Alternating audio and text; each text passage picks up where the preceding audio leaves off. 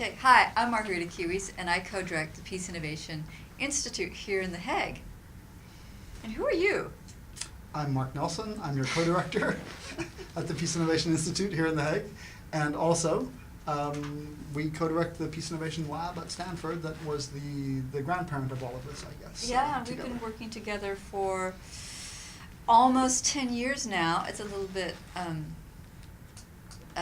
amazing that we've been doing this so long. We started out of BJ Fogg's Persuasive Technology Lab, and BJ had the insight that it might be possible to work on a topic as challenging as world peace. He identified that we were entering into an era of mass interpersonal persuasion with all the technology that we have, and that we could change behavior at scale. And so, as I recall, you got involved with BJ around 2008. You got invited to Stanford. March of 2008, yeah. And what did you do then? So, the previous year, BJ had taught the Facebook class, which was sort of famous and sort of groundbreaking. Students created new apps on the Facebook platform that had more than 16 million downloads, if I recall correctly, in 10 weeks. And at that point, BJ realized that mass interpersonal persuasion was going to be a thing, that persuasion had been democratized. It wasn't just kings and emperors and presidents and media companies anymore. Yeah. And I know that we then went on to do Peace Dot, which was a project with corporates to see how companies were creating peace in the world, right? And you worked with Facebook on that. Yep, the Peace Dot project came out of BJ's concern that these kinds of technologies were going to be abused both by industry and by government. And so he was looking for how can we ensure that we at least also get some positive use out of persuasive tech and some positive benefit to society. So when he went looking for what would give the most positive benefit, a more peaceful world was one of the things that he felt we could get some traction on, that persuasive technology could be useful for, and behavior design could support the design and deployment of that. So in 2009, we worked with Facebook around the things that got me invited to Stanford in the first place, which were that we could measure peace in a new way. That was another of BJ's key concerns, is if we were going to do something about peace, if we couldn't measure it, there was no point really doing anything about it. So when you went to Facebook and talked to them about the peace data, what was the data that they discovered that they could identify as evidence of peaceful behavior on the platform? They came and talked to us. One of the people working at Facebook at the time had been a previous student of BJ's, Mark Slee, and was one of the senior engineers, I believe, at Facebook at the time. Heard about what we were doing, came and talked to us, and after an hour or so of conversation, was still trying to wrap his head around the idea of what is all this peace stuff, because the conversation was wide and free-ranging. And at the end of that conversation, I said, well, you actually have peace data, and the key thing is you can measure it, and you don't even know that. And as an engineer, his eyes lit up a little bit around the idea of measuring and peace data. And I said, data? What data do we have about peace? And I said, for example, you can see the nationality of people who friend each other. You can see the gender of people who friend each other, the age of people, the ethnicity, the religion. People post these kinds of things in their profiles. And when they friend each other, that's a tiny little episode of peace, and you have immediately, in real time, the data for that. He got very excited about that. He said, I think that's something we could do. That's very tractable. He made a mock-up of the peace.facebook.com site, which is now facebook.com/peace, I guess. And had that back to us in 2 days and said, what about something like this? Could we put this up? And yeah, that was our first proof that we could measure peace in real time, that we could measure it at scale. And then, of course, it was measuring positive peace. And you should probably explain the distinctions we make about this. So, turns out there are two kinds of peace in the world. Maybe Just three. like there are two kinds of people in the world. You know, people have innies and people have outies. Well, there are two kinds of peace in the world as well. There's negative peace and positive peace. And when people think about peace, they think, oh, you must be in conflict resolution or conflict reduction and things like that. Because typically when we read the newspapers or we read stories online, people who are peacekeeping are trying to end wars, eliminate violence, and so on. But it turns out there's a whole other sector of peace that's called positive peace. And the way I explain it is the way I think about health. You know, when we talk about health, there are people who treat patients who have cancer and acute diseases, right? And so there's a lot of research and a lot of interventions to help those people who are in a very bad situation and to restore them to health, right? So they're in this negative health space and we want to get them to be healthy. But then there are all these other people who work on prevention, right? So we think about exercise, diet, meditation, rest, all these things that we can do to take our baseline health and make it better. And so in the positive peace space, it's something analogous to that. How do we take the things that work in society and how do we make them better? So there are some countries that have like the six-pack abs of peace, right? They're really super fit in peace, like Scandinavia. And then there are other countries that aren't doing so well. And then some who are just fine, you know, they're a little bit flabby, but they're pretty healthy despite, you know, eating the chips and watching Netflix all weekend. They're all right. But there's always room for improvement. And so what we do is we work with entrepreneurs, innovators, practitioners on how they can create more peace in the world. And because we come from a behavior design heritage with BJ Fogg, we look at peace as how we behave with each other. So we have this engagement framework that we've developed over the years. And it's really about looking at this staircase of behaviors. So it's around awareness, attention. If we can get awareness and attention from each other, how do we build on that in terms of communication, cooperation, collaboration? And when you have people who are very different from each other and they can do all those things, they can also innovate. Because it turns out that innovation and the most innovative teams are the ones who are the most different from each other, but who can still work together, because that's where you get the best ideas. And so our work in peace also relates directly to innovation as well. Hence us being an innovation lab that is working on the problem of peace. Right, because big complex problems like climate change and others aren't going to be solved by the climate scientists alone. They're going to be solved by people from a lot of different backgrounds, a lot of different disciplines. And so how do we create the basis for them to be able to work together, right? So that's a lot of our work. And then I think the other opportunity is how do we design technologies to make it easier for people to be good to each other? So we can cooperate effectively, we can communicate effectively in constructive ways. And I think there's a lot of opportunity and a lot of room for improvement in social technologies now in that regard. Yeah, we've been pioneering this whole field of technology that we call peace technology. Yeah.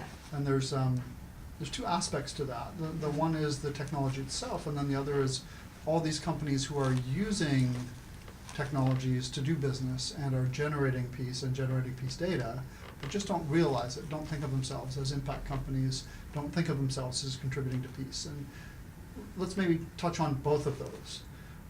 The peace technology itself requires 4 components. You have to have a sensor that can detect when people are doing something positive and pro-social to each other, and can also ideally detect a little bit of the group identities of either person on either side. So if I text you a message, we've transcended or bridged the gender boundary, the age boundary, the nationality boundary. You're American, I'm Canadian. I'm Californian.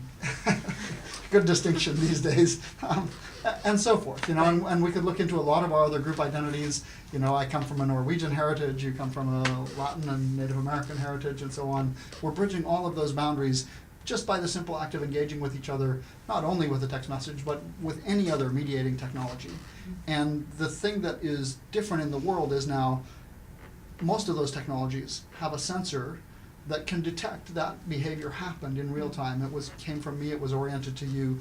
And that sensor can move the data through communications technology to computation that can make sense of the data, and then to some kind of actuator that can push into the environment and get a response in some interesting way. So these are distributed robotic systems, actually. You're talking about cell phones. Well, so not just about cell phones. Yeah. We're talking about any embedded sensor in the environment that can detect this kind of behavior And we're talking about being able to stitch these sensors together across distributed platforms. Yeah. So these don't all have to be together in one package. If you have any of those 4 components and you can get them to connect with each other, you can build piece technology. Yeah. I mean, when I think about that, and again, back to a health example, I think about my phone, because my phone can detect my motion, you know, if I'm walking or running or if I'm in a car, based on the accelerometer in the phone, and then it can track the number of steps I take, right? And I'm always trying to get my 10,000 steps, and then I look at the phone, I go, oh, I've got 9,000 steps. I'm almost at my goal, and then that gets me, that triggers me to go and take that last walk so I can top it up, right? I've heard stories of people like, you know, marching in the bathroom to get the last steps for the end of the day. So how do we do the peace equivalent She'll knock on of my that? door in the hotel room and say, can you go for a walk with me? I need to get 1,000 more steps even though it's 11 o'clock at night. Right, So, right. yeah.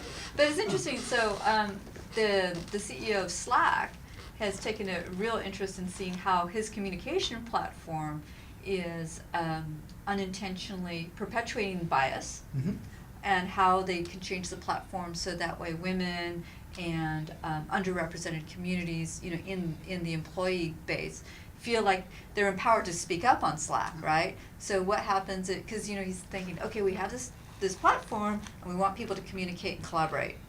And he's go like, wait a minute, are we getting the intended result that we want, right?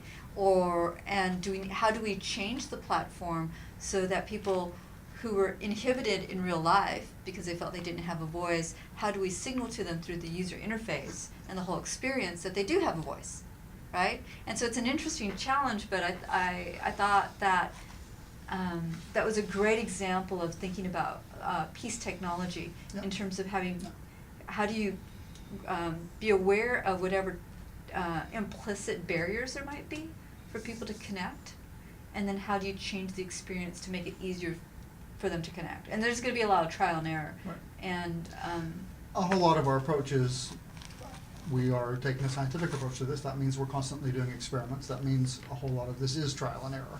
That's how we generate new knowledge in the field. Yeah. yeah. And the advantage of taking both a science and an engineering approach here, now that we can measure human behavior and measure it in real time out in the world, not having to pull people into a lab to do it, it gives us the opportunity to do many more of those kinds of experiments and to do them small so that before they affect a lot of people in perhaps an unintended way, we can learn a lot from them.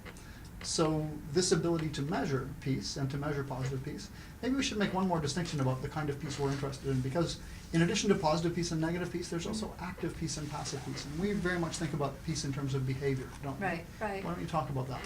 Well, I mean, you know, as the physicists say, nothing happens until something moves, right? And if we want, you know, the interesting thing about peace is that it's in everybody's ability to do that in terms of how we engage with people. And if you look at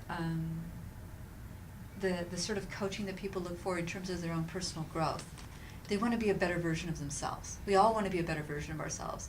And if we can break that down into tiny steps, what does that look like? How good can I be to you, right? How in terms of active listening or appreciative inquiry, those are behaviors that I can do in terms of at the level of communication. In terms of collaboration, it could be how responsive I am to your email, right? You know, can I get back to you quickly enough?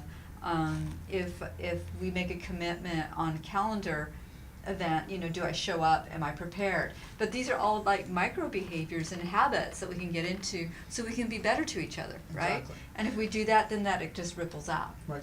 And that ability to measure not only those tiny behaviors, did the behavior happen or not, but then to measure over time the sequences of behavior and the impacts of those sequences of behavior. That's the magic that makes our approach to peace work. Yeah. That's the underlying thing that we couldn't do a decade ago because we didn't have the technology to do it. Yeah, and certainly in terms of coordinating people, how do you create incentives and rewards, right? Right. And we know now more that people get these tiny dopamine hits, right?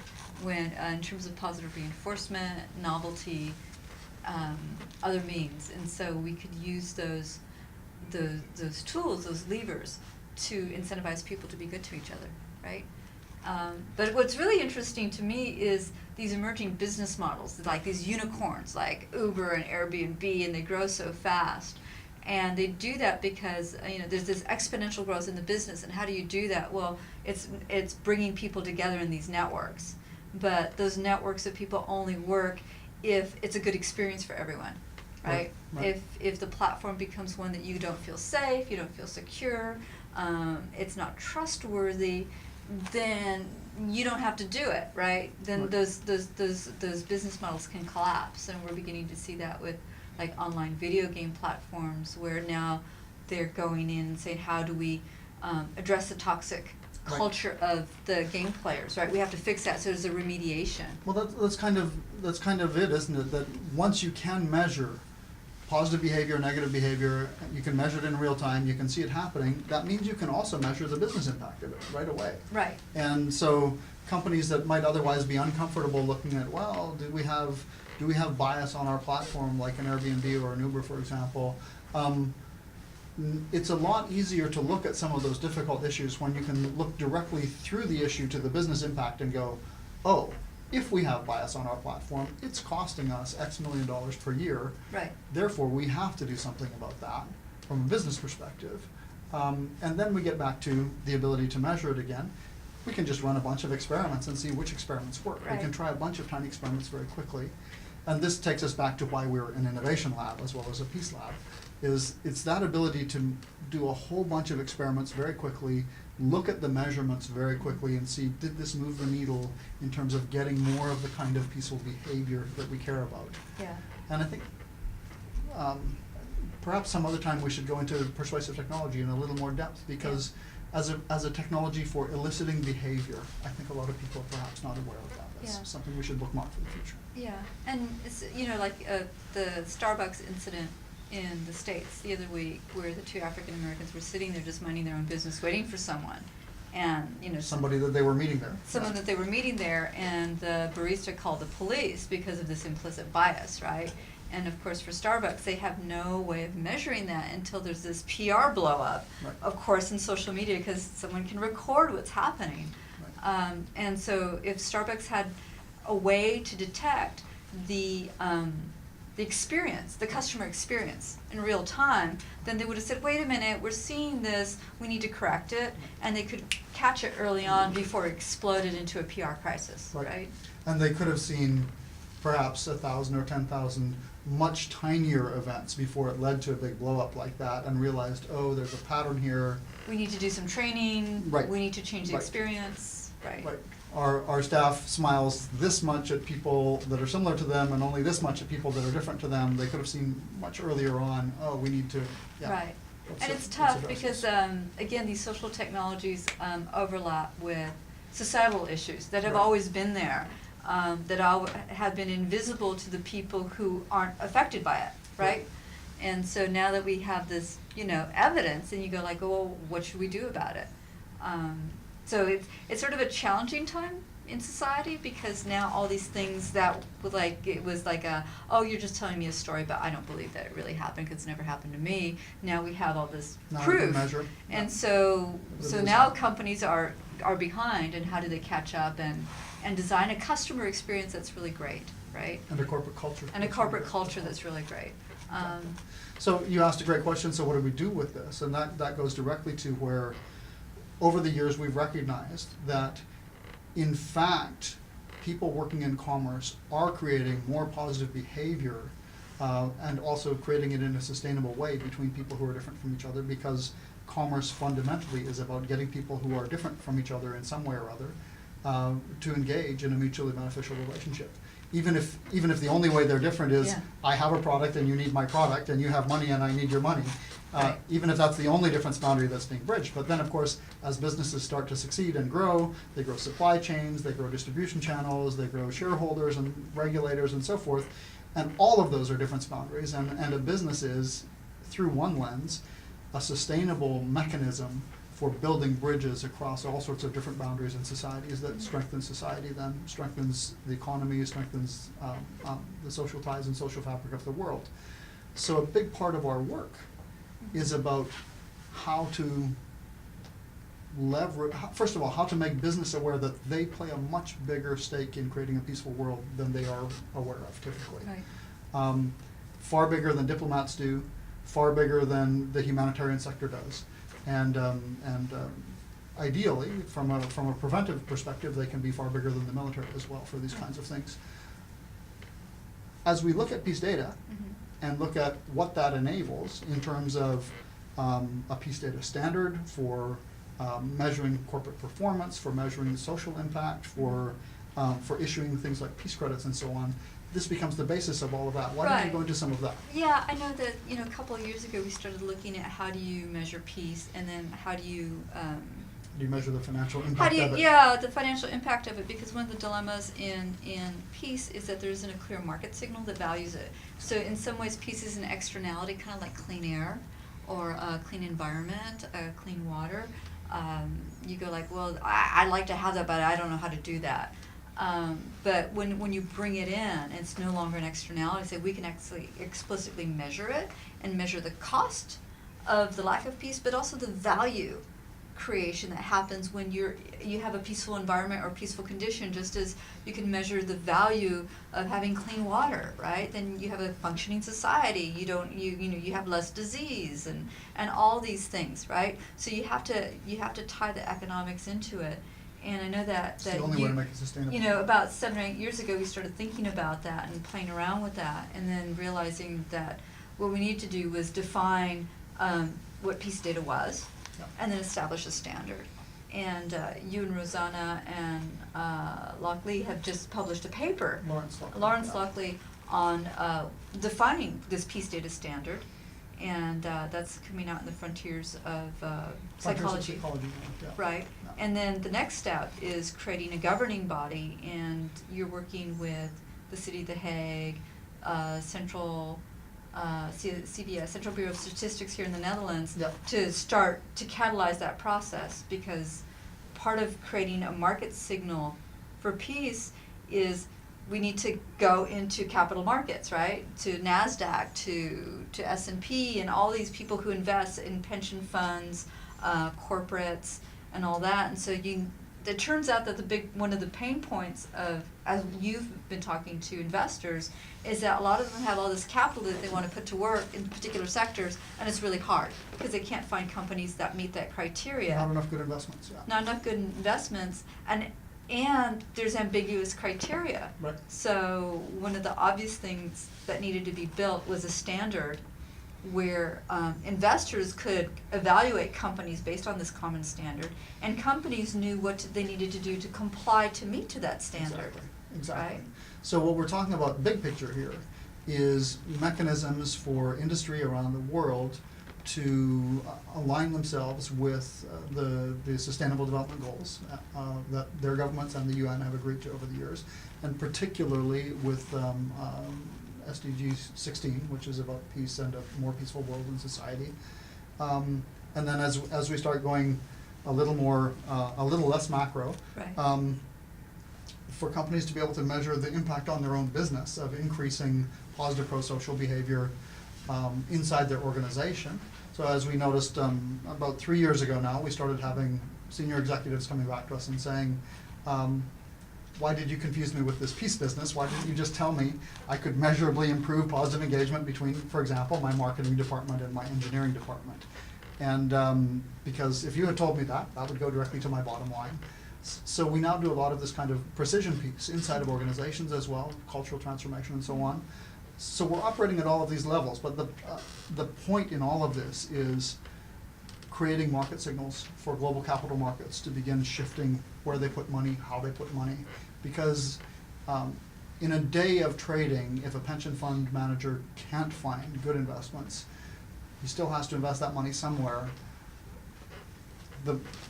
That structural impasse of just having to invest that money somewhere so that his retirees can retire means that a lot of unintentional damage can be done when there aren't good investments for him to do And that. so, but also what I love about the Peace Data Standard is that it goes to the heart of behavior design, that we've learned from BJ. And we know that from BJ that if you want anyone to engage in a behavior, you have to make it easy for them to do so. So in this case, the behavior that we want investors to do is to invest in companies that are going to have this strong social impact. Exactly. Right? So- And so so- we're increasing their ability by giving them this standard. They go, great, I don't have to reinvent the wheel. We all agree to this common standard. I don't have to do a deep analysis of every single company I look at and so on. Right. Talk about ESGs, ESG indices, and the difficulty around the S or the social part of it. Right. So the you know in the investment world there is a new type of index that's referred to as ESG. It stands for environmental, social, and governance, and it's a new type of index. It's a type of impact Triple index. bottom line. Triple Yeah. bottom line. And so investors are now setting aside money in their portfolio to invest in ESG compliant companies. The dilemma, of course, is that they're finding it hard to find companies that comply with the social impact Right. of ESG. They can find companies that have environmental impact, companies that are doing things toward good governance, but the societal one, the social one, is very difficult. Right. And so I think that what I love about the Peace Data Standard is that it provides that framework and that agreed upon, foundation for both investors and companies. Because there are a lot of companies that if they could surface their impact in a societal way, in a social way, then they would be eligible for all these pools of money that are just sort of in reserve, right? So it gives them a competitive advantage in terms of access to capital, either in the private sector or in the public markets. And access to talent as well, as we see Right. at Stanford, all sorts of students willing to take a very large pay cut in order to work at a company that is making the world a better place. And so- Right. And so that's the other thing in terms of the societal shift, is younger generations want to both consume in a very conscious way, in a very responsible way, but also in terms of their work and their careers, they want it to have a positive impact in the world. And that's a shift, and as corporations are competing for young talent, how do they offer that to millennials, because it's a competitive marketplace. Yeah. So that's a dilemma. And also millennials as customers, because now they're beginning to vote their values, right? They're beginning to shop their values. As employees, as customers, and as investors. Right, And absolutely. it not only goes to the talent acquisition, it goes to the talent retention. We've seen all sorts of students that have gone through our lab over the years who go work at Google for a few years, And then they come make back. a bunch of money, come back to us and say, now I really need to do something that has meaning and purpose because I didn't find it. Yeah, so, and this all comes back to metrics and the ability to measure these things again, to measure what we care about. Right. And so with the environmental part of the ESG framework, we typically look at carbon credits. That is the underlying unit of measurement that is now becoming a standard, slowly but surely. With the governance sector, the measurements again are pretty simple. How many women do you have on your board? We know that directly improves an organization's performance. What is the gender diversity and other kinds of diversity among your employees? And how does that percolate through, you can't say, well, we have more than 50% women in our employees if they're all in the typing pool and not in senior management. Right. So nobody has a typing pool anymore, do they? No, you do your own typing, don't you? Mostly, yes. Yeah. Okay. So, but you know what I mean. Right. So you want to see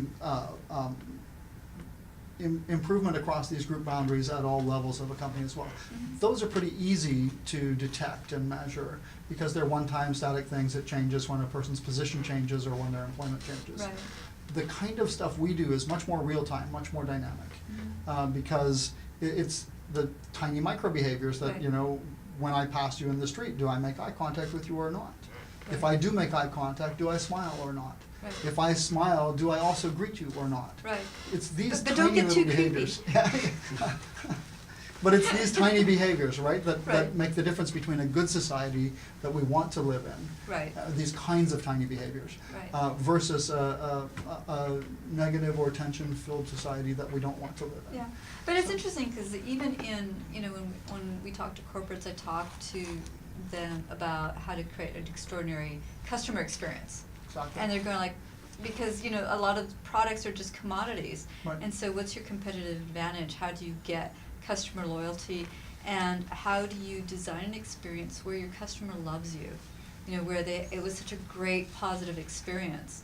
And that is how we operationalize this positive engagement, Right. even with the customer experience, This right? is a big part of the opportunity. Yeah. As you mentioned, if people are just randomly in the street being a little too friendly to people, that can be a little bit creepy. But companies and the workplace and the work environment provide a great laboratory for us to test this as part of value creation behaviors. Right. And to very quickly test and correct our research question. How good can we be to each other? What if we try this? What if we try that? Right. And the results of being able to measure those micro behaviors of positive engagement between people in real time, being able to measure sequences of them, and then correlate those to value creation behavior, that's what we do in our labs. Mm-hmm. And going back to the standards body around the Peace Data Standard, we've got the carbon credit part for the environmental, we've got boardroom metrics and so on for governance. Right. What we're building is the Peace Data Standard part that allows us to issue peace credits, just like carbon credits. Right. That's where the huge opportunity is, not only for businesses, any organization can qualify. Right. So Yeah, you know, it's neighborhoods, cities. Yeah, I mean, to me what's interesting is when you look at how certain sectors have been set up, they can be very exploitative and extractive. You know, it's sort of that colonial Exactly. economic mindset, right? Where I'm going to take what I need and I'm just going to take it from you and not give you anything in return, and Right. leave you more impoverished. Right. And it's profit for me, and that's what goes on my books, and the fact that it's a loss for you, those are not my books, those are your books, and so that's, Right. for me, that's a negative externality. Sorry if that's your problem. Yeah, Exactly, but now that we have more news and more information about what's going on in the world, And now it's, that we're just fully interconnected, there's no other anymore. yeah, it's not tolerable anymore. Yeah. Nobody wants to live in that world. Nobody wants to be that guy. And we can see all the conflict and suffering Yeah. that occurs from those kinds of economic systems. Exactly. And- The other is us that we just weren't aware of yet. Right. So what I'm excited about in the work is that it's a very tangible way to reduce human suffering. Right. Right. Right? And by creating economies that are mutually beneficial and interdependent, I'd like to see a future where we design technologies that allow us to interact with each other in better ways. You know, I actually don't want to live in a world that's just full of AI and robots, and I don't ever interact with anyone. Yeah. I want them to augment my experience with other people, but not replace the experience Exactly. with other people. Precisely. So as you're seeing, if you let us talk with each other about our work, we'll go on and We'll on. go on What's interesting to me is also, and probably also to the viewers, is that you have such a big topic that you can handle.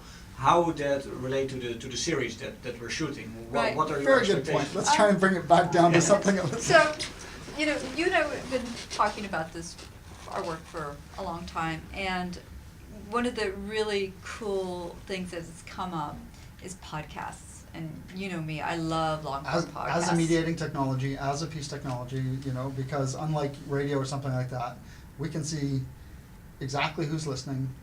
We can see some things about their group identities, and then we can get beautiful peace data that, hey, Yeah.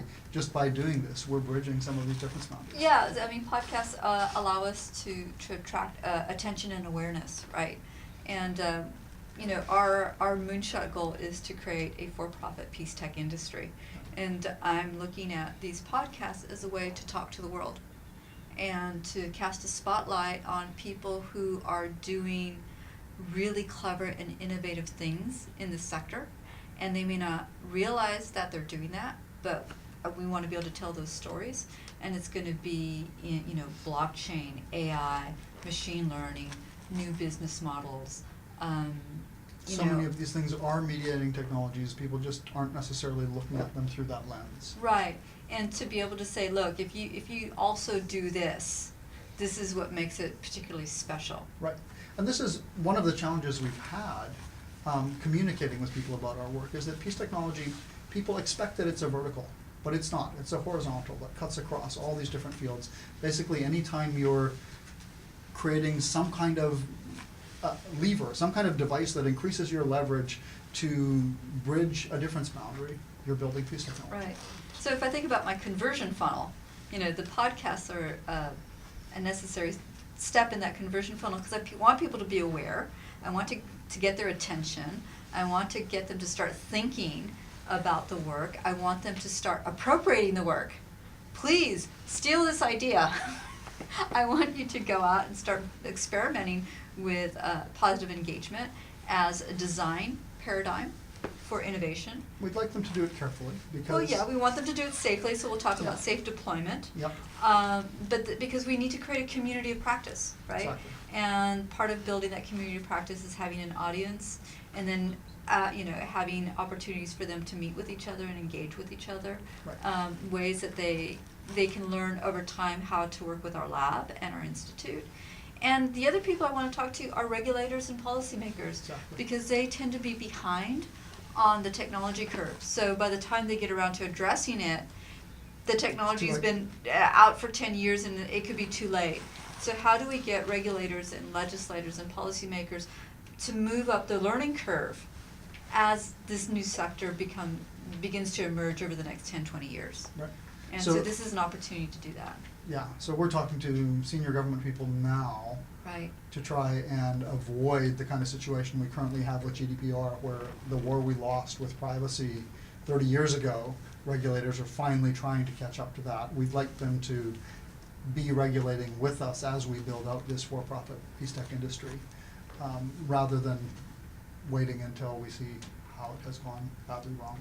Yeah, but and also hopefully it will be a lively series where people will get sparked and come up with new ideas of their own, that they'll get inspired. Yeah. And for the people that we interview, that we can put a spotlight on them, so that way we can direct resources and opportunities for them so they can get big. Exactly. And I think that would be a great outcome as well. Yep. A large part of what we do is build the ecosystem, including the capital ecosystem, for this emerging peace tech sector. Yeah. So helping, on the one hand, we talk to investors who are saying, this sounds really cool, I want to be part of this, where do I put my money? And on the other hand, we're talking to startup entrepreneurs who are saying, I want to do a tech startup, I thought I wanted to do something, but I wasn't quite sure, but now that I hear about peace tech, that's what I want to do. We can match make there. Right. And the really cool thing about doing it in The Hague is that The Hague has the raw ingredients for us to be able to launch a peace tech industry, because we have people who've thought deeply, who are domain experts around peace and justice and security. And so it's just matchmaking the technologists and the innovators with the people with this deep expertise, right? And because we want the responsible deployment of technology as well, we have the people who are looking at policy, law, and those issues as well. So we have a lot of the stakeholders here to catalyze this new sector. Yeah. So I'm pretty excited about that. As well as The Hague is a pretty good place. Actually, it's a very cool place to work. Yeah. I really enjoy being here. We have enjoyed it immensely, haven't we? Yeah, it's a beautiful city. Yeah. We've actually been talking about, should we maybe put up a blog just about two expats spending more and more time in The Hague and setting up a business in The Hague. Yeah. This is a market test to see if any of our listeners think that's a cool idea. Right. The real humans of The Hague. Yeah. Yeah. Yeah. Have we overloaded you guys yet? I think it was a very insightful talk. Thanks so much. Okay. And yeah, well, of How course, long was that? I have no idea. it was. About a half an hour. Yeah. Maybe I was falling asleep. That's Was it half an hour? Oh gosh, it felt longer.